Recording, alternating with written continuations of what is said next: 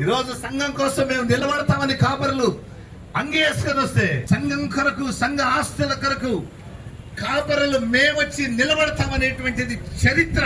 ఈ రోజు వరకు ఆస్తుల పోరాట కమిటీలని, ఏఎల్సీ పోరాట కమిటీలని లే పీపుల్ అంతా చేస్తూ ఉంటే మొట్టమొదటిసారి ఎంత అద్భుతం, దేవుని చేత అభిషేకించబడినటువంటి కాపరులు, ఈ సంఘం మాదే, ఈ ఆస్తులు మాదే, అన్యాక్రాంతం కానీ వచ్చి నిలబడ్డారు. ఇంతవరకు ఏ సంఘంలో మొదలవలేదు ఇది.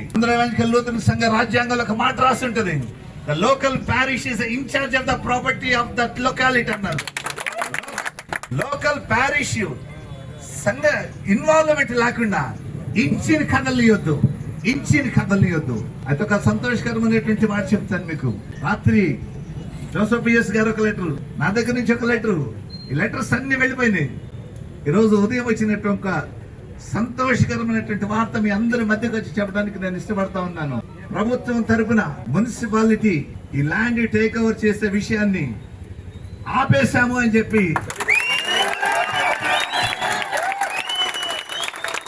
ముందుకు తీసుకొని రావడానికి నేను సంతోషిస్తా ఉన్నాను. అయినా కూడా ఒక మాట చెప్తున్నాను, ఇది ముగింపు కాదు, ఇది బిగినింగ్. సంఘం పైన, సంఘ ఆస్తుల పైన కన్ను పెట్టాలి అంటే మొదటి వరుసలో కాపరులు, మీ వెనకే మేము, మొదటి వరుసలో మీరు, మీ వెనక మేము